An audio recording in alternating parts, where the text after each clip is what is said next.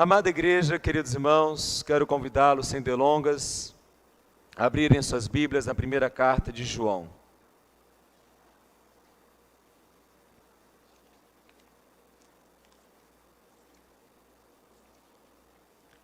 Primeira carta de João, capítulo 3, versículo 1 a 10. Amados irmãos, os irmãos já conhecem a mensagem de 1 João. João, quando escreve essa carta à igreja em Éfeso e às demais igrejas da Ásia Menor, ele escreve porque ele quer levar uma mensagem muito clara. Qual é essa mensagem? Que o discípulo de Jesus tem convicção de sua salvação e segurança no relacionamento com Deus e seus irmãos. Quem é discípulo de Jesus não pode ter dúvidas. Precisa ter uma fé sólida acerca da convicção da salvação e desenvolver o seu relacionamento com Deus e seus irmãos. No capítulo 1, do versículo 1 a 4, nós aprendemos que a alegria abundante só é alcançada por aqueles que têm comunhão com Deus e seus irmãos. Muitas das vezes na nossa vida somos tomados por um grande sentimento de tristeza. Uma apatia vem sobre nós. No entanto, queridos, como que nós superamos isso? Superamos quando estamos em comunhão com Deus. Não há nada melhor no mundo que estar em comunhão com Deus, em comunhão com os irmãos em Cristo. É isso que João mostra-nos aqui ao falar de Jesus Cristo, o Deus encarnado.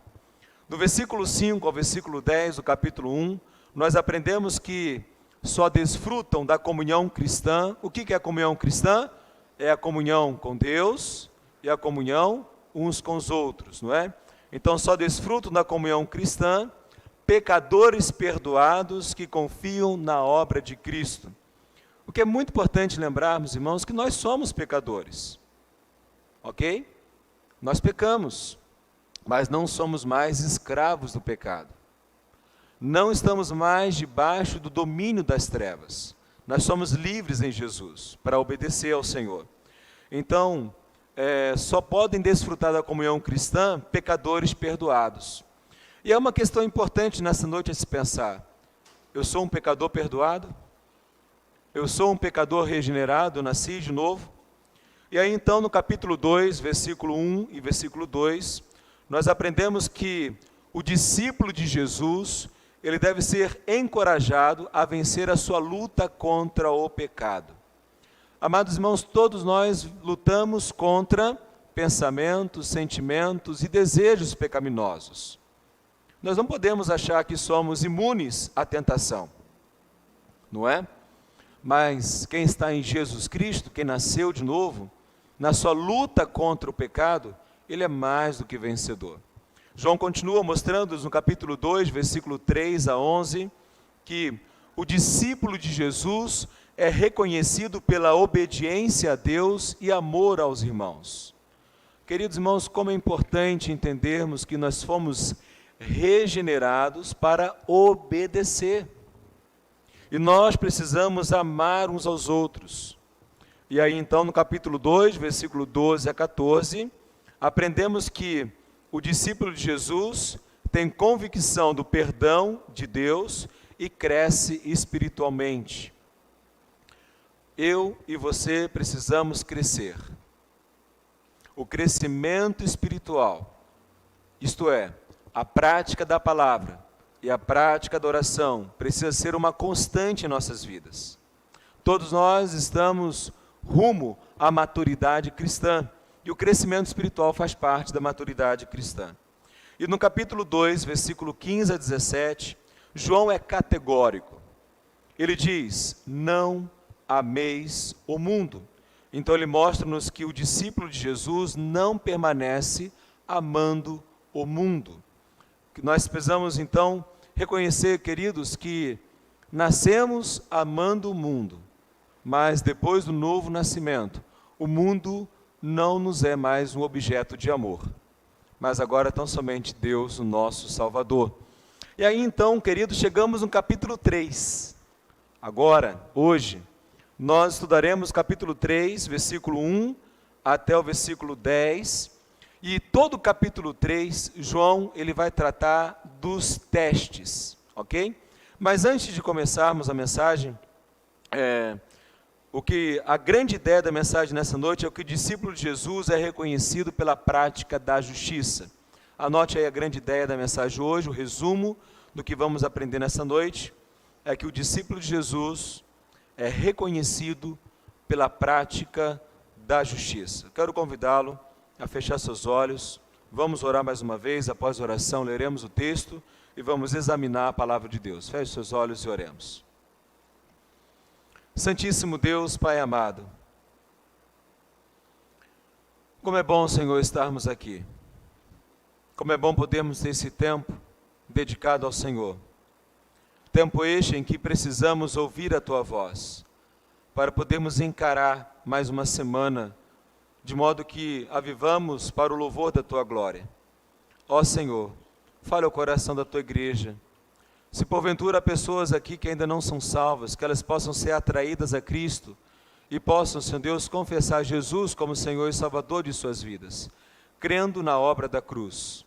Pai, obrigado pela Tua palavra, pelo Teu grande amor, por Tua bondade para conosco. Em nome de Jesus, Teu Filho, que oramos. Amém. Amém, irmãos? Acompanhe na Tua Bíblia, 1 João capítulo 3, versículo 1 até o versículo 10. Acompanhe, por favor, que eu vou fazer a leitura aqui. Diz assim a palavra de Deus: Vejam como é grande o amor do Pai por nós, pois Ele nos chama de filhos, o que de fato somos. Mas quem pertence a este mundo não reconhece que somos filhos de Deus, porque não o conhece. Amados, já somos filhos de Deus, mas Ele ainda não nos mostrou o que seremos quando Cristo vier. Sabemos, porém, que seremos semelhantes a Ele, pois o veremos como Ele realmente é. E todos os que têm essa esperança se manterão puros, como Ele é puro. Quem vive no pecado transgride a lei, pois o pecado é contrário à lei. E vocês sabem que Ele veio para tirar nossos pecados, e nele não há pecado. Quem permanece nele não continua a pecar, mas quem continua a pecar não o conhece e não entende quem Ele é.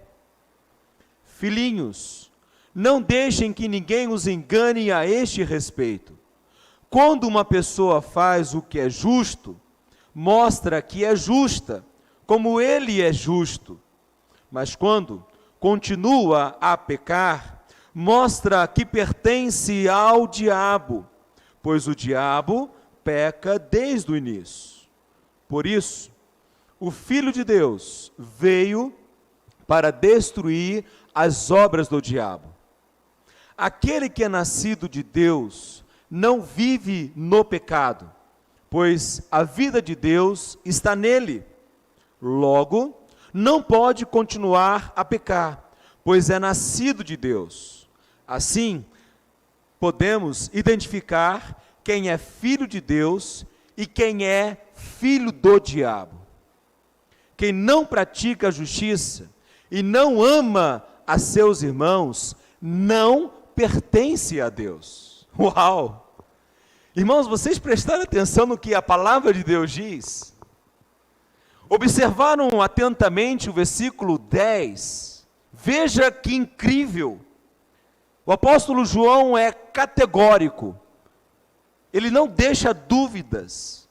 Ele diz, assim, podemos identificar quem é filho de Deus e quem é filho do diabo.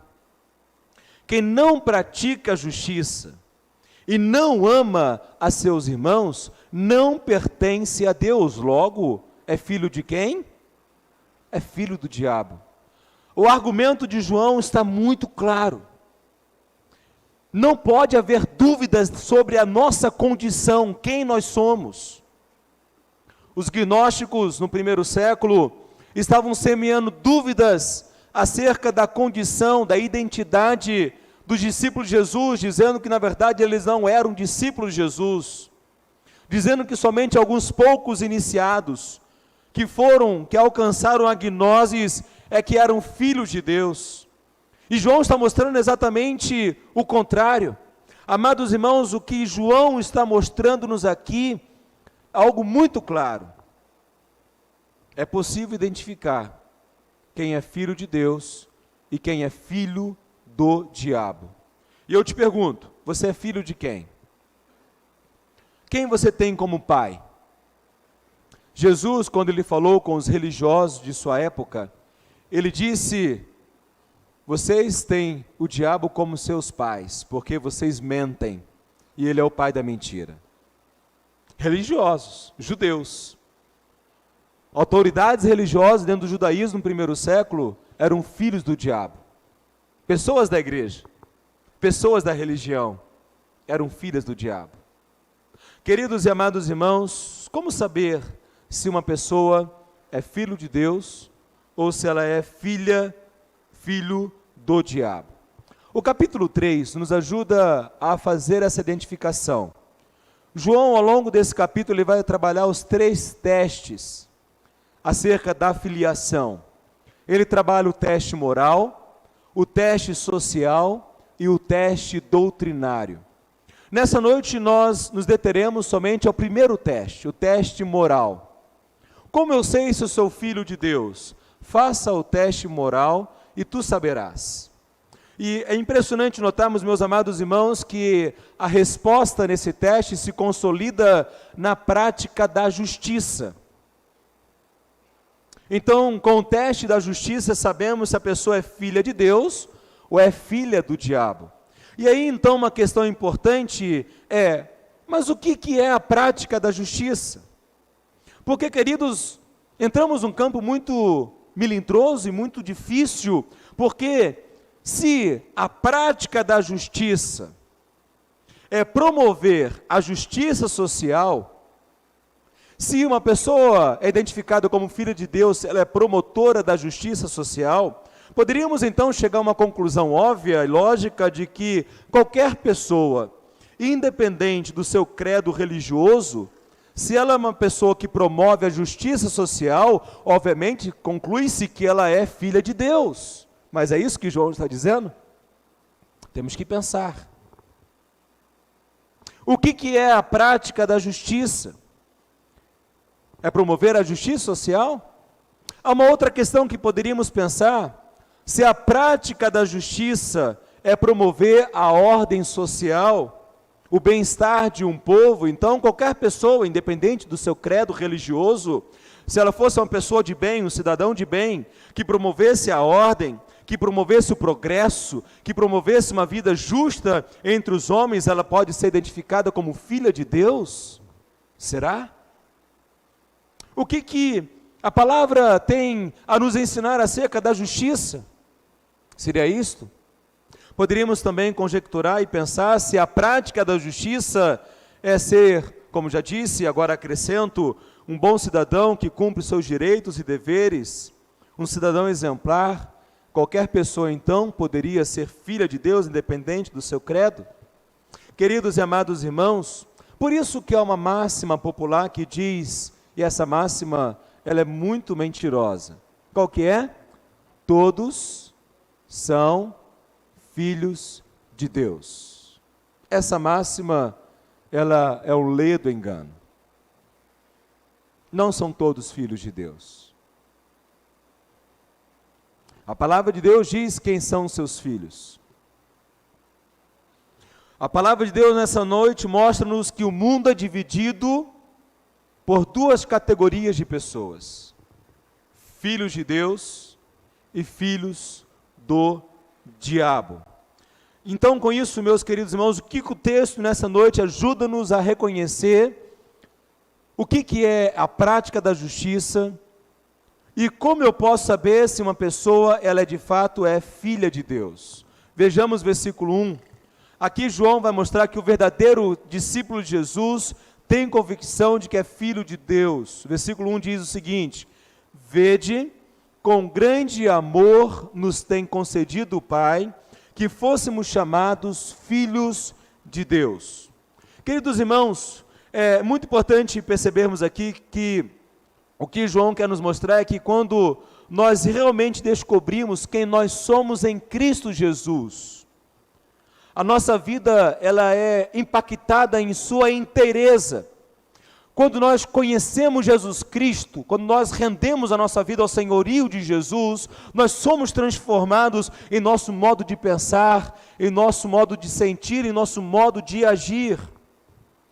Quando nós somos pessoas alcançadas pela graça de Deus, nós somos alcançados pelo amor de Deus, nosso Pai. Vede com grande amor nos tem concedido o Pai que fôssemos chamados filhos de Deus. Nós somos chamados filhos de Deus, não por aquilo que nós fazemos, mas por aquilo que o Senhor fez.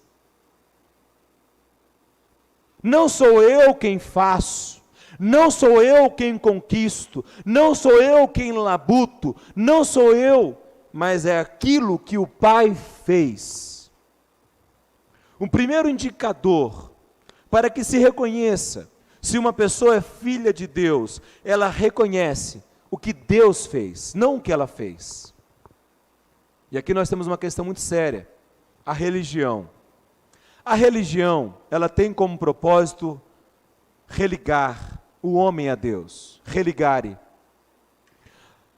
E a religião, queridos, ela depreende o esforço, a capacidade, o empenho humano. A religião, ela propõe uma religação do homem para com Deus, mas o homem fracassou nesse esforço. Sabemos que nós não somos religados a Deus pelas nossas próprias obras, mas a única forma de sermos religados a Deus é pela obra de Deus. O que Deus fez. Quando nós olhamos para a palavra de Deus, nós vamos encontrar algo muito importante. Há um grande estudioso, o nome dele é Stude, ele vai dizer que se Jesus Cristo é Deus e morreu por mim, nenhum sacrifício que eu fizer será grande demais para ele. Observem que nós temos a tendência de sempre acharmos que eu mereço, eu conquistei, mas não, o Evangelho não é a exaltação do esforço humano, mas é o reconhecimento da obra de Deus, é o esforço de Deus, é o trabalho de Deus. Por isso que se Jesus Cristo é Deus e morreu por mim, nenhum sacrifício que eu fizer será grande demais para Ele. Isto é, o meu esforço, o meu empenho não é suficiente para me reconciliar com Deus. O que nós precisamos entender, meus amados irmãos, é que quando o pecado entrou no mundo, conforme o relato de Gênesis 3, Deus não possuía nenhuma obrigação de nos redimir. Deus simplesmente poderia ter ali derramado o seu juízo, exterminado toda a sua obra. Deus não tinha nenhum dever moral de nos salvar. Deus não teria e não teve nenhum dever quanto a isso, mas foi uma decisão de Deus. A obra de Deus. João é claro, olha novamente para o versículo 1. Vejam como é grande o amor do Pai por nós. Quando Adão decidiu viver independente de Deus, ele já poderia tê-lo lançado ao inferno, mas ele não o fez. Antes da fundação do mundo, antes de Deus criar o mundo, Deus já decretara redimir, resgatar e salvar aqueles a quem Ele elegeu. Antes do primeiro pecado ser cometido, o sangue de Cristo Jesus já fora derramado na mente de Deus. Deus já havia providenciado tudo para a nossa salvação. Essa é uma doutrina bíblica. Abra em Efésios 1:4. O que João está falando no versículo 1 é exatamente isso. O que João quer que a igreja em Éfeso reconheça. Vejam como é grande o amor do Pai por nós. Como isso se revela? Efésios 1:4 diz assim: como também nos elegeu nele antes da fundação do mundo, para sermos santos e irrepreensíveis diante dele em amor. Como que eu reconheço o amor de Deus por mim? Quando eu reconheço não o meu esforço religioso, não a minha obra, não o que eu faço. Queridos, o que eu, Rodrigo, faço não significa nada para a minha salvação. A minha salvação é resultado do que Deus fez, e do que Deus fez antes de criar todas as coisas. É o que a palavra diz, Efésios 1:4, nos elegeu nele antes da fundação do mundo. E essa eleição de Deus antes da fundação do mundo, qual é a finalidade da eleição? Para sermos o quê? Olha para o texto, santos e irrepreensíveis. Olha que importante, quem reconhece o amor do Pai, quem se prostra ao senhorio de Jesus Cristo, quem rende a sua vida ao Cristo crucificado e ressurreto, o faz sabendo que agora eu sou uma nova criatura, e agora eu vivo para ter uma vida santa e irrepreensível diante de Deus. 1 Pedro, vamos para Pedro agora. 1 Pedro 1:20, da mesma forma. Veja o que Pedro diz. 1 Pedro 1:20 diz assim: conhecido, quem é conhecido? Falando de Jesus, já antes da fundação do mundo, mas manifestado no fim dos tempos em vosso favor. O que nós precisamos compreender é que quando falamos do amor de Deus, é deste amor que já foi dado a nós antes de existirmos. Antes de Adão ser criado, Deus sabia do pecado e da queda. E antes de Adão ser criado, o sangue do Cordeiro já fora derramado para redimir o povo de Deus. Abre Apocalipse 17:8. Apocalipse 17:8. Diz assim, veja como a palavra de Deus, irmãos, ela não traz confusão. Apocalipse 17:8 diz: os habitantes da terra, cujo nome não foram escritos no livro da vida, desde a fundação do mundo, ficarão admirados quando virem a besta que já era e que já não é, mas voltará. Olha que interessante. Aqui ele fala agora daqueles que não estão com seus nomes escritos no livro da vida. O que isso tem a ver com o texto dessa noite? Dentro da teologia bíblica, meus amados irmãos, João está dizendo, voltemos para 1 João 3:1. Vejam como é grande o amor do Pai por nós. Querida e amada igreja, esse é o grande amor que João está falando. Este é o Evangelho de Deus que nos tira nossos olhos da terra e nos faz ansiar pela vida eterna, pelo novo céu e nova terra que o Senhor tem reservado para nós. Preste atenção no seguinte, não é o céu na terra, o céu não é aqui e o inferno também não é aqui.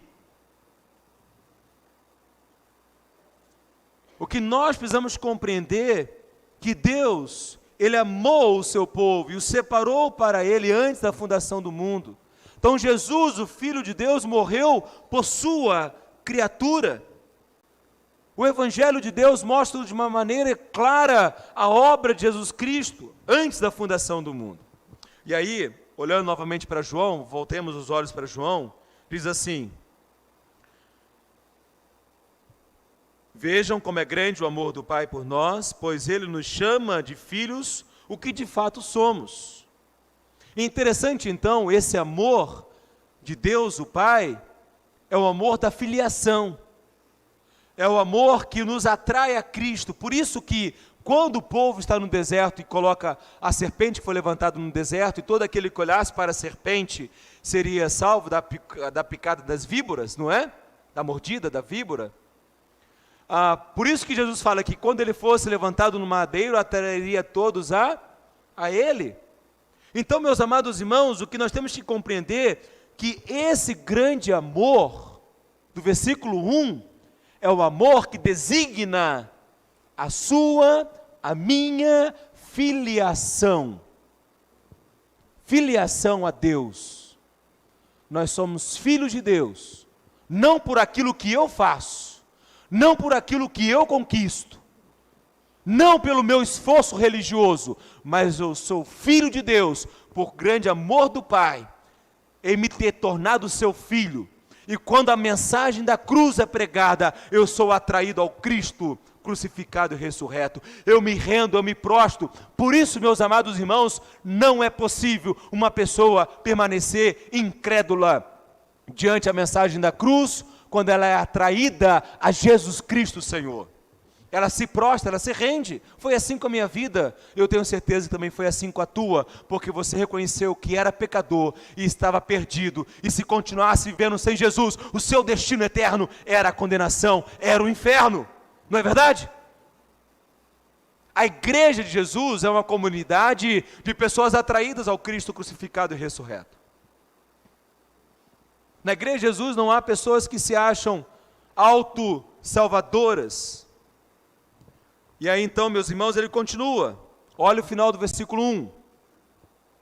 Mas quem pertence a este mundo não reconhece que somos filhos de Deus, porque não o conhece. Olha que magnífico aqui. Queridos, lembremos-nos do que falamos semana passada. O que é mundo? Os irmãos estão lembrados. O termo mundo refere-se ao reino dos homens, que dominado por Satanás tem o seu sistema de valores e estilo de vida marcado por aquilo que é contrário a Deus, a realização de sua vontade e a expansão do seu reino e a existência de seu povo. Então, quando nós falamos aqui de mundo, o mundo não reconhece que nós somos filhos de Deus. Por que o mundo não reconhece que somos filhos de Deus? Porque o mundo não conhece a Deus. O mundo é rebelde contra Deus, contra a vontade de Deus, contra os desígnios de Deus. O mundo não pertence a Deus, o mundo pertence ao diabo. Quem está no mundo é filho do diabo e terá o destino eterno que o diabo também terá. Isso é muito sério e importante. Mundo aqui é a criação em rebeldia contra o seu Criador. É um sistema de valores, princípios e moralidade, uma sociedade que não leva em consideração Deus e sua vontade em primeiro lugar. Isso está muito claro no tempo que vivemos. O quanto vivemos uma época de desconstrução de valores judaicos e cristãos, o quanto vivemos uma sociedade pervertida, uma sociedade dominada por desejos e prazeres efêmeros. Amada igreja, queridos irmãos, por isso que nós precisamos entender uma questão muito básica. Por que o mundo não nos conhece? Primeiro, porque nós não somos deste mundo. Você tem que entender isso. Nós não pertencemos a esse mundo. Mundo, sistema de valores, estilo de vida que rebela-se contra Deus. Nós não pertencemos a isso. Nós precisamos ser contra a cultura. Nós precisamos nos posicionar contra aquilo que hoje se estabelece como égide do mundo. O nosso modo de pensar precisa escandalizar aqueles que não creem na palavra de Deus. O nosso posicionamento ético e moral precisa ser um posicionamento concordante àquilo que a Bíblia revela. Por isso, meus amados irmãos, não podemos ser uma igreja insípida, porque ela vai ser pisada pelos homens. E aí, queridos, precisamos cuidar de nossas famílias. Precisamos zelar pelo matrimônio. O matrimônio é sagrado. O casamento estabelecido por Deus entre homem e mulher. Por isso que a palavra de Deus mostra que Deus odeia o divórcio. Por isso que a palavra de Deus fala da pureza sexual. Jovem solteiro, mantenha-se puro para o casamento, não tenha vida sexual antes do casamento. Por isso que a palavra de Deus fala que o jovem o adolescente precisa ter uma vida casta. Isso tudo para o mundo é o quê? Ridículo. O mundo escarnece a igreja, dá risada na nossa cara. Por isso que nós não podemos nos corromper no nosso local de trabalho, não podemos oferecer propina e aceitar propina, não podemos vender nosso voto. Nesse tempo de eleições, pessoas trocaram o seu voto por uma cesta básica, por um ticket de combustível. Irmãos, isso é mundano. Queridos irmãos, o mundo não nos conhece, e quando falamos então de mundo, falamos desse sistema, desse estilo de vida, desses princípios, dessa ética contrária à palavra de Deus. O mundo não nos conhece, porque não conhece a Deus. Nós temos que estar atento a isso. Nós, primeiramente então, temos que compreender, não somos deste mundo. No Evangelho de João, capítulo 15, versículo 19, diz assim: se fôssemos do mundo, o Senhor Jesus diz, se fôssemos do mundo, o mundo amaria o que era seu, mas o mundo vos odeia, porque não sois do mundo, pelo contrário, eu os escolhi do mundo. Olha que impressionante, é Jesus quem está falando. Olha para João 15, 19, e o que Jesus disse? Que o mundo não nos ama. Na verdade, o mundo me odeia e odeia você. Quer ver? Quer a prova? Comece a se posicionar de maneira bíblica no seu local de trabalho. Comece a se posicionar de maneira bíblica na sua escola. Comece a se posicionar de maneira bíblica na sua família. E quem não é de Jesus vai te odiar. Se você começar a se posicionar de acordo com aquilo que a Bíblia diz, você vai ser odiado. Não é isso? Não é o que Jesus fala? Porque o sistema de valores, a ética, a conduta do mundo é contrária à palavra de Deus. E aí, olha que lindo que Jesus fala. Mas o mundo vos odeia, porque não sois do mundo, pelo contrário. Olha que interessante. Olha para o texto. João 15, 19. Eu vos escolhi do mundo. Quem que escolheu? Quem que escolheu? Quem que escolheu? Quem é que nos escolheu? João 15, 16, Jesus fala: vós não escolhestes a mim, mas eu escolhi a vós, e vos designei para que vades e deis muito fruto, e o vosso fruto permaneça. Fomos amados pelo Pai. Entende o versículo 1? Vede, quão grande é o amor do Pai, em que fomos chamados filhos de Deus. Irmãos, há privilégio maior do que este? Há privilégio maior do que este? Você parar e pensar: poxa, Deus me escolheu. Eu que sou um megera, Deus me escolheu. Deus me amou. Não é por aquilo que eu tenho, não é pelo meu conhecimento intelectual, não é pelas riquezas que possuo, não são pelos meus títulos acadêmicos, não é por aquilo que laboriei e alcancei, mas é por aquilo que Jesus fez. Esta é a justiça de Deus, o que Jesus fez. Então, meus amados irmãos, temos que entender que o mundo não amamos como o mundo ama. Quer ver outra questão? Por que que o mundo nos odeia? Porque nós não amamos como o mundo ama. Isso está muito claro no tempo de hoje, fica muito fácil de entender. O amor do mundo não transforma. Entendam isso que eu estou falando, que é muito sério. O amor do mundo não transforma, mas mantém você no seu estilo de vida, no seu modo de vida. O amor do mundo conduzirá você à busca incessante de seus prazeres carnais, à satisfação de todos os seus desejos pecaminosos. O mundo faz assim para você, ó. Vai lá. É isso que você pensa? É isso que você acredita? É isso que você gosta? Não importa a cor, não importa com quem, não importa o jeito. Uhul! Yes, você é 10. Continue. Continue. Uau, temos que respeitar. Não há verdade absolutas. Parabéns, parabéns, parabéns, parabéns, parabéns. O mundo faz isso. Amados irmãos, o amor do mundo, entendam isso, o amor do mundo não transforma, e o amor do mundo não incomoda. O amor do mundo não quer mudança, não quer que os defeitos sejam apontados, não quer que os sentimentos maus, pensamentos egoístas e ações destruidoras sejam confrontados e abandonados. O amor do mundo, ele não incomoda.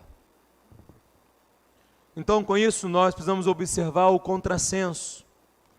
O mundo fala de amor, sim. Não é? Essa é a mensagem mais forte usada no mundo.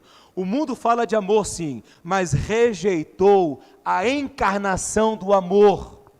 E quem é a encarnação do amor? Quem é? Jesus. Logo, nós somos forçados a concluir que o amor do mundo é diferente do amor de Deus. O amor do mundo odeia o amor de Deus. O amor do mundo é o amor que o mundo está procurando. O amor de Jesus transforma, o amor de Jesus incomoda, então o amor de Jesus não interessa. Amada igreja, por isso, quem não ama a Deus não busca o amor de Deus. Não busca porque não quer o amor transformador de Jesus Cristo. Para o mundo não existe pecado. Para o mundo, os valores morais são relativos. Não existe moralidade. Cada cabeça é uma sentença. Cada um tem sua própria vontade. Não existe verdade determinante. Não existe valores e princípios de Deus e sua santa palavra. O mundo odeia Deus, odeia a Jesus e odeia a quem é filho de Deus. Nós temos que entender isso. João capítulo 15, versículo 18 e 19, o Senhor Jesus fala assim: se o mundo vos odeia, sabei que primeiramente o odiou a mim. Se fosses do mundo, o mundo amaria o que era seu, mas o mundo vos odeia porque não sois do mundo, pelo contrário, eu vos escolhi do mundo. Por isso que João aqui na sua carta diz, por isso o mundo não nos conhece, porque não conhece a ele. O mundo não nos conhece e não nos reconhece. Amada igreja, queridos irmãos, essa questão ela é muito séria. E aqui o que eu vou falar, irmãos, nós temos que parar e pensar. Se você está muito confortável no meio das pessoas que não confessam Jesus como Senhor, se você está muito confortável com amizades profundas com incrédulos e aceita numa boa o seu estilo de vida mundano, e isso não te incomoda, aliás, você tem até assumido alguns desses pensamentos, algumas dessas ideias, alguns desses valores, alguma dessas condutas, isso é uma evidência que possivelmente você seja um religioso e não nascido de Deus. Isso é muito sério. Porque quem é nascido de Deus, quem nasceu de novo, quem foi atraído ao Cristo crucificado e ressurreto, fica incomodado com a forma de pensar, fica incomodado com os valores, com as atitudes deste mundo. Pense nisso, meu querido irmão. Amados irmãos, nós somos diferentes. O Senhor Jesus fala que nós somos sal e luz nesse mundo. E o sal para que serve? Se o sal não salga, para que serve? A não ser para ser pisado pelos homens. O mundo odiava Jesus. Se o mundo te ama, mesmo você dizendo que segue a Jesus, alguma coisa está errada na sua vida. Você é um mentiroso. Não é possível ser amado pelo mundo. Nós temos que fazer diferença. Nós precisamos nos posicionar contra a cultura. O nosso modo de pensar, os nossos valores, as nossas atitudes não podem ser de acordo com a perspectiva mundana. Se nós nos calarmos, o mundo não saberá qual é a verdade. Precisamos pensar nisso. E agora o versículo 2 e 3, João ele continua e vai mostrar que o verdadeiro discípulo de Jesus continua crescendo espiritualmente. Entendo, irmãos, o que João está colocando. Olha o argumento de João. Após falar que nós somos amados pelo Pai, e o Pai nos chama de filhos, ou seja, não existe nenhuma obra religiosa, não existe nada que eu faça para merecer a salvação e para conquistar a salvação, mas é o que Jesus fez. Eu me rendo a Jesus, confesso meus pecados e sigo a Jesus Cristo. E falar que nós não somos conhecidos pelo mundo. Agora João vai falar de crescimento espiritual. Veja versículo 2 e 3, ele fala o seguinte: amados, agora somos filhos de Deus, e ainda não é manifestado o que haveremos de ser, mas sabemos que, quando Ele se manifestar, seremos semelhantes a Ele, porque assim como é, o veremos. E qualquer que nele tem essa esperança, purifica a si mesmo, como também Ele é puro. Queridos irmãos, preste atenção, o que nós estamos batendo continuamente a partir da educação religiosa, da escola bíblica dominical, qual é a finalidade da escola bíblica dominical? Crescimento. E o que é crescimento espiritual? Prática da palavra e prática da oração, ou seja, o crescimento espiritual é tratado por João no versículo 2 e 3, e o que eu e você precisamos compreender e prestar atenção acerca da esperança que temos. Olha o versículo 3. E qualquer que nele quem? Em Jesus, tem esta esperança, purifica-se a si mesmo. Irmãos, purifica-se a si mesmo. Isto está conectado ao que João diz no versículo 2, mostrando a semelhança de Cristo e o caráter cristão. É termos a semelhança do caráter de Jesus Cristo. O meu caráter, o meu modo de pensar, sentir e agir precisa ser semelhante e igual ao de Jesus Cristo, Senhor. Olha que impressionante o que o texto da palavra de Deus nos diz.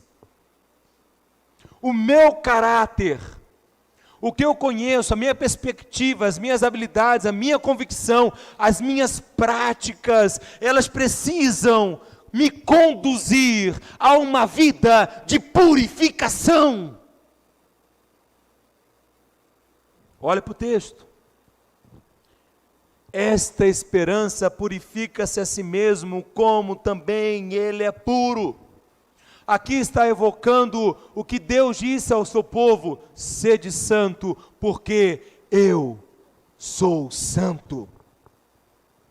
Amados irmãos, 1 Coríntios 2,9 é um texto lindo da palavra de Deus que diz o seguinte: mas como está escrito, Paulo tratando a igreja carnal de Corinto, ele diz: as coisas que nem olhos viram, nem ouvidos ouviram, nem penetraram o coração de Deus, são as que Deus preparou para os que o amam. E olha que impressionante, como que a palavra de Deus fala do amor a Deus. Por isso que a nossa declaração de visão diz, uma igreja que ama Deus. Deuteronômio 6, ouça, ó Israel, amarás o Senhor teu Deus. Então a igreja de Jesus Cristo, você como discípulo de Jesus, precisa verdadeiramente amar a Deus, de todo o coração, alma, força, entendimento. Então olha que lindo, olha para o texto, as coisas que nem olhos viram, nem ouviram, os ouvidos ouviram, nem penetraram no coração humano, são as que Deus preparou para os que o amam. Eu lhe pergunto, você ama Deus? Quais são as suas deficiências na manifestação do seu amor a Deus? Como que eu provo que amo a Deus? Obedecendo-lhe. Romanos 8,18, o apóstolo Paulo dirá: considero que os sofrimentos do tempo presente não podem se comparar com a glória que será revelada em nós. Irmãos, nós temos uma esperança. Qual é essa esperança? Novo céu e nova terra, a vida eterna, não mais esse mundo caído, porque já começamos aqui agora a desfrutar da vida eterna. Ela não é uma possibilidade, ela é uma realidade presente, mas que vai ser vivenciada plenamente no nosso futuro. 1 Coríntios 15, 19, o apóstolo Paulo diz: se a nossa esperança em Cristo é apenas para esta vida, somos os mais dignos de compaixão entre todos os homens. Por isso então que João é muito claro, ele diz de uma forma inequívoca: e todos que têm essa esperança se manterão puros. Qual é a esperança? Da volta de Jesus, do nosso encontro com o Senhor nos ares.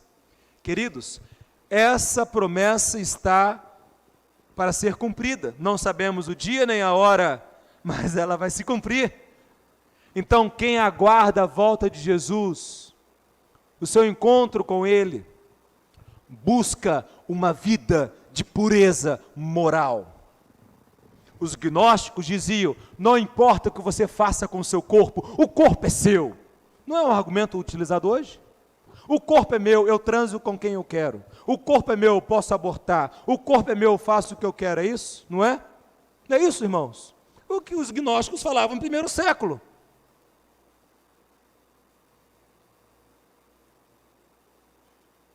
Amada igreja, queridos irmãos, como que nós precisamos entender que quem é de Jesus Cristo deseja ter uma vida pura, no pensamento, no sentimento e nas suas atitudes diárias. Por isso que João está falando essas palavras de maneira tão clara. Por isso que lá em Colossenses 3, 1, 4, Paulo tratando do mesmo assunto que João trata aqui, ele diz: já que fostes ressuscitados com Cristo, buscai as coisas de cima, onde Cristo está sentado à direita de Deus. Pensai nas coisas de cima e não as que são da terra, pois morrestes, a vossa vida está escondida com Cristo em Deus. Quando Cristo, que é a nossa vida, se manifestar, também nos manifestaremos com Ele em glória. Então vejam, a expectativa da volta de Cristo Jesus deve produzir a busca pela santidade. Anotem isso, meus queridos irmãos: crescer espiritualmente, portanto, significa vencer a nossa luta contra o pecado. Crescer espiritualmente significa vencer a nossa luta contra o pecado. Quando nós falamos na escola bíblica dominical, crescimento espiritual é a prática da palavra, é a prática da oração, nós também estamos falando que crescer espiritualmente é vencer a luta contra o pecado. E podemos vencê-la porque não somos mais escravos e nem mais estamos debaixo do domínio do diabo. Estávamos antes, mas agora não estamos mais. Crescer espiritualmente, portanto, se evidencia em frutos dignos de arrependimento. Queridos e amados irmãos, nós precisamos estar preparados para a volta de Jesus Cristo. A vida cristã não pode ser uma vida de montanha-russa. Como que é a montanha-russa? Mostra aí com o seu dedo. Vamos lá, todo mundo, mostra com o seu dedo. Como é a montanha-russa? Não é? Alguma está até cabalhota, né? Como o Edson fez. Isso é verdade, não é? Vai assim, assim, né?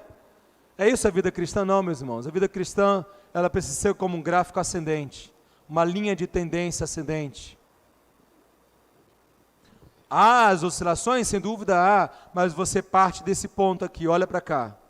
Aí você vai fazendo assim, ó, crescendo, mas está desenvolvendo, havia um momento de esfriamento, mas está caminhando, está vendo só? Você não faz isso.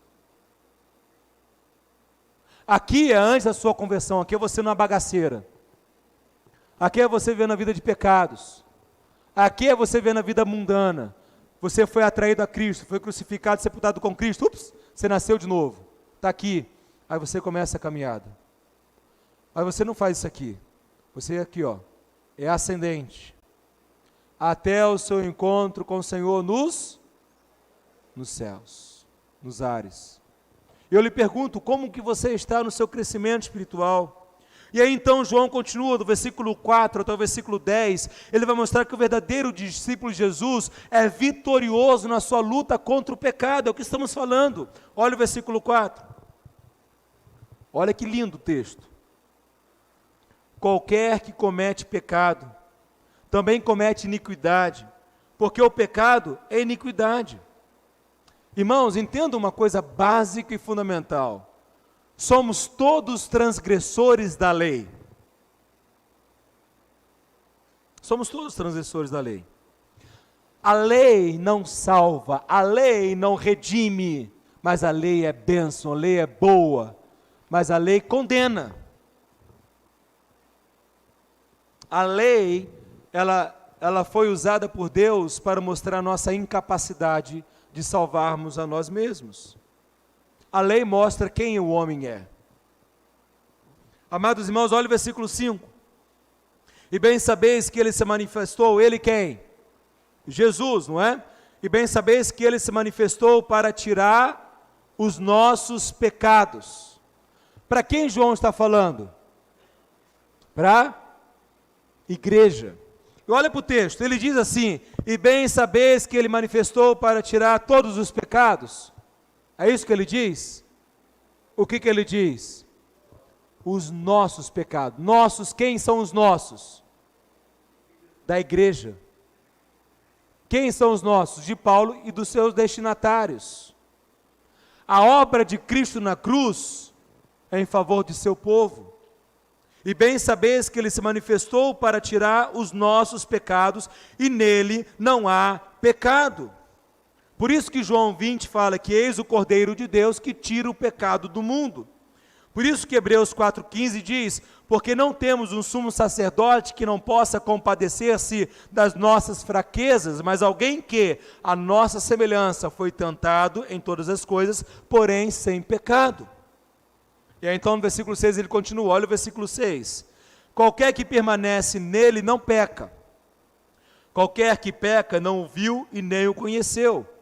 E aí aqui, queridos, esse texto ele é magnífico, porque João está falando o seguinte: não continua pecando, não é escravo do pecado, porque foi liberto em Cristo. Há uma heresia cristã que fala que crente não peca, não importa o que você passa, que não há pecado. Isso é uma heresia. Nós não somos escravos do pecado, nós não somos dominados pelo pecado, ok? O pecado foi levado na cruz de Cristo, ele expiou o nosso pecado, mas nós cometemos pecados, mas não somos escravos do pecado, nós somos livres do poder do pecado, e podemos viver uma vida de santificação. Então, o pecado acabou quando nós fomos libertos do domínio do pecado. Amados irmãos, nós precisamos compreender algo muito importante. Hernandes Dias Lopes, um pastor presbiteriano, ele diz algo muito importante, quero que os irmãos acompanhem aí comigo. Ele diz o seguinte: o pecado surge do não permanecer em Cristo. É possível permanecer em Cristo, é impossível permanecer em Cristo e no pecado ao mesmo tempo. É impossível permanecer naquele que é justo e praticar a injustiça ao mesmo tempo. É impossível permanecer naquele que é puro e viver a impureza no mesmo tempo. É impossível ter comunhão com aquele que é luz e viver nas trevas ao mesmo tempo. A visão de Cristo e o conhecimento de Cristo são incompatíveis com a vida no pecado. Entendem o que estou falando? Como isso é importante? Então, queridos, entendam algo básico. Quem não experimenta arrependimento e nem se entristece por seu pecado, nisto se evidencia que não é um cristão regenerado, mas somente um religioso. Se você peca e você não fica incomodado, está tudo bem, meu querido, eu preciso te falar, possivelmente você é só um religioso. Porque quando uma pessoa regenerada, nascida de Deus, comete um ato pecaminoso, ela se entristece. Porque o Espírito Santo que nela habita se entristece. Não é possível a uma pessoa que foi atraída a Cristo Jesus cometer pecados e está tudo bem na sua vida. Quando um crente peca, a sua alma se abate. E há muitos crentes que entram em depressão por causa de pecados em sua vida, pecados não confessados. Não estou dizendo que toda depressão é por causa de pecado, mas o que eu estou dizendo, que muitos casos de depressão têm a raiz uma vida de pecados, uma vida de rebeldia, uma vida contrária à vontade de Deus. Amados e queridos irmãos, por isso nós temos que compreender algo muito importante. O verdadeiro cristão, ele experimenta arrependimento por seu pecado. E para isso que a igreja serve. Preste atenção nisso. Se você está lutando contra algum pecado, você precisa arrepender-se, confessar o seu pecado. Você precisa de ajuda. Tiago 5,16, vejam Tiago 5,16. Diz assim: portanto, confessai vossos pecados uns aos outros e orai uns pelos outros para seres o quê? Curados. A súplica de um justo é muito eficaz. 2 Coríntios, capítulo 7, versículo 10 diz: pois a tristeza segundo a vontade de Deus produz arrependimento que conduz à salvação, a qual não traz remorso, mas a tristeza do mundo traz a morte.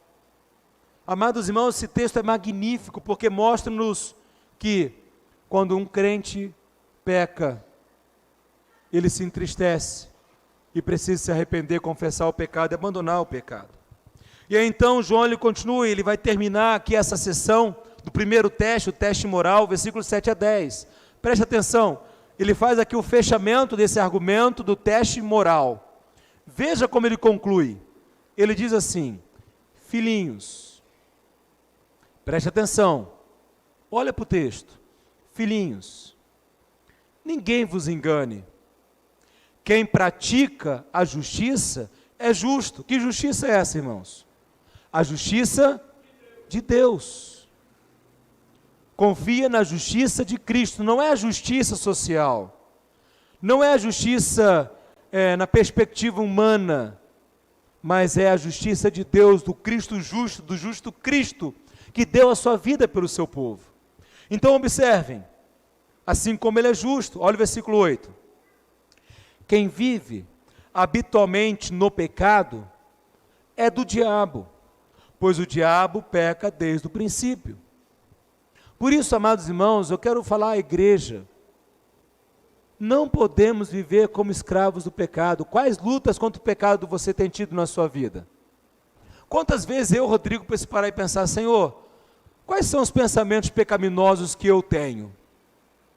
Quais são os sentimentos pecaminosos que eu tenho? Quais são as atitudes pecaminosas que eu tenho e preciso me arrepender? Quantas vezes, irmãos, eu preciso parar no meu dia e confessar meu pecado a Deus? Os meus pecados de pensamento, de sentimento. E peço: Deus, tem misericórdia de mim, Senhor. Amados, nós não podemos viver na prática de pecados. Então, por isso que João fala: quem vive habitualmente no pecado é do diabo. Aqui é se entregar a práticas pecaminosas. Por isso, irmãos, quem é solteiro, viva uma vida pura sexualmente. Quem é casado, viva uma vida pura sexualmente. Por isso, cuidado da sua língua. Cuidado de você estar falando mal, ser fofoqueiro, maledicente. Cuidado. Cuidado na sua postura no local de trabalho, cuidado no relacionamento da sua casa, cuidado no relacionamento com as pessoas. Entendem? É muito importante isso. Ele continua: para isto o Filho de Deus se manifestou. Quem é aqui? Jesus. Jesus se manifestou para quê, irmãos? Olha para o texto. Para destruir as obras do diabo. E aonde Jesus destruiu as obras do diabo, irmãos? Na cruz. Entendem o poder da mensagem da cruz, o sucesso da cruz? É na cruz que o escrito de dívida foi pago. Quando Paulo escreve aos Colossenses, ele coloca ali a gloriosa obra da cruz de Cristo. Então a cruz de Cristo é que o diabo foi derrotado. Ele levou sobre si o pecado, derramou o seu sangue para expiar o pecado do seu povo. Olha o versículo 9. Aquele que é nascido de Deus não peca habitualmente, pois a semente de Deus permanece nele, e ele não pode continuar no pecado, porque é nascido de Deus. Olha que lindo, isso é um texto de esperança.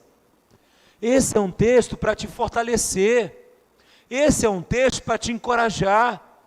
Não desista da sua luta contra o pecado, nos pensamentos, sentimentos e atitudes. Não pare, não se entregue, não recue, mas continue avançando, continue guerreando. Avante, meus irmãos. Confie no Senhor, glorifique a Deus, adore a Deus pela obra da cruz. Porque, irmãos, como pastor dos irmãos, eu só trago essa única mensagem, porque essa é a única mensagem do Evangelho de Deus, a obra da cruz, do Cristo crucificado e ressurreto. É na cruz de Cristo que encontramos o consolo, é na cruz de Cristo que encontramos o perdão, é na cruz de Cristo que encontramos o fortalecimento para seguirmos adiante. Então ele diz, olha para o texto novamente, ele fala o quê? Pois a semente de Deus permanece nele, e ele não pode continuar no pecado, porque é nascido de Deus. Aí eu lhe pergunto, você tem certeza que nasceu de novo? Assim como Jesus falou para Nicodemos, entenda, querido, não adianta nada ser batizado nas águas se você não nasceu de novo. Não adianta nada ser membro da igreja se você não nasceu de novo. Agora, quem é nascido de Deus, é batizado nas águas, é membro da igreja e coopera para a expansão do reino, a edificação da igreja. Olha para o texto, versículo 10. E aqui, João termina o primeiro teste. Os filhos de Deus e os filhos do diabo manifestam-se assim. Como se manifesta? Quem não pratica a justiça. O que é justiça aqui então? Crescimento espiritual. O que é justiça aqui então? Não é justiça social, como já falei no começo. Mas justiça aqui é viver uma vida à semelhança do caráter de Jesus. Em meus passos, o que faria Jesus? Justiça aqui é confiar na obra de Cristo Jesus. É confiar na justiça de Deus. É ter uma vida justa diante de Deus e dos homens. Então, quem não pratica a justiça, não é de Deus. Quem não ama nem quem não ama seu irmão. Então, queridos amados irmãos, comunhão vertical, comunhão horizontal. Isto é, comunhão cristã. Por isso eu quero dizer para você, meu amado irmão, querida irmã, você tem certeza que nasceu de novo? Você já se rendeu diante a pessoa de Jesus Cristo, confessando os seus pecados, pedindo perdão e crendo na sua obra? Se você já fez isso, glorifique a Deus. Exalte-o, porque Ele te escolheu. Ele te separou para ser dele, para viver para a glória dele. Se nessa noite você está sendo atraído a Cristo, reconhecendo que é pecador, estava perdido e recebe Jesus como Senhor, glorifique a Deus, confesse Jesus como Senhor. Queridos irmãos, precisamos ser um povo piedoso, que pratica a palavra e pratica a oração. Por isso, não caminhe sozinho, vamos nos unir. Eu quero perguntar a você, talvez você possa falar assim, pastor, eu creio em Jesus, eu já me arrependi de meus pecados, eu creio que Jesus é meu Senhor e Salvador, eu quero viver uma vida justa, eu quero ser um discípulo fiel de Jesus Cristo. Então, meu amado irmão, eu te pergunto, você já é batizado? Se você não é batizado, você precisa ser, porque quem é de Jesus obedece, e batismo é uma ordem. Então, se você não é batizado, eu preciso que você tome uma decisão e me fale, pastor, eu já creio em Jesus, eu quero ser batizado, porque Jesus manda, eu quero obedecê-lo. Nós vamos iniciar, meus irmãos, a classe de batismo agora, nós vamos ter batismo no final do ano, em dezembro. Queremos, no último culto desse ano, ter o batismo, o último batismo do ano. Nós já temos algumas pessoas para ser batizada. Jefferson Vanusa, fique em pé, por favor. Quem mais vai ser batizado? A irmã Elizabeth. Quem mais? Vamos começar uma classe de batismo. Fique em pé, irmã Elizabeth. Quem mais deseja entrar nessa classe de batismo e se preparar? O Alexandre. Vamos lá, Alexandre. O Rafael. Olha só, irmão, já temos 5 pessoas na classe de batismo. Luiz Fernando, isso é uma decisão pessoal. Quem mais deseja, querendo o Senhor Jesus, quer se preparar para o batismo, fique em pé agora. Nós vamos começar essa semana a classe de batismo. Está vendo, meus irmãos, que bênção? Vamos orar pela vida desses irmãos agora? E aí, queridos, vamos também agora novos membros. Pessoas que não são membros da igreja, foram batizados nas águas, uma igreja bíblica, batismo bíblico, e quer ser membro da igreja. Nós vamos também nessa classe, a classe de futuros membros. Quem não é membro da igreja e deseja se preparar? Há alguém que deseja se preparar também para se tornar membro da igreja até o final do ano? Que ainda não é membro? Vamos orar pela vida desses irmãos agora? Vamos toda a igreja colocar-se de pé. Nós vamos orar ao Senhor e consagrar nossa vida a Ele. Depois vocês abracem o Jefferson, a Vanusa, o Rafael, o Alexandre, a Elizabeth, dê uma palavra de apoio, e outros que desejarem, nós vamos começar, e aí é importante um apoiar o outro. Vamos orar nesse momento. Senhor Deus, nosso amado Pai, nós te louvamos, Senhor, por Tua palavra. Te agradecemos, ó Deus, pela obra da cruz. Reconhecemos o grande amor com o qual o Senhor nos amou, ao ponto de sermos chamados filhos do Senhor. Nós te louvamos, ó Pai, porque não fomos nós que te escolhemos, mas foi o Senhor que nos escolheu. E porque o Senhor nos escolheu, nos rendemos a Ti, confessando Jesus como Senhor e Salvador de nossas vidas. Obrigado, ó Pai, porque somos discípulos de Jesus, e o Senhor nos confiou a tarefa de sermos testemunhas, que possamos fazer discípulos por onde quer que formos. Discípulos, ó Pai, que verdadeiramente o amem. Ó Deus, eu quero te agradecer por teu amor, por tua bondade, por tua graça e a tua misericórdia. Em nome de Jesus, teu Filho, que oramos e agradecemos. Amém.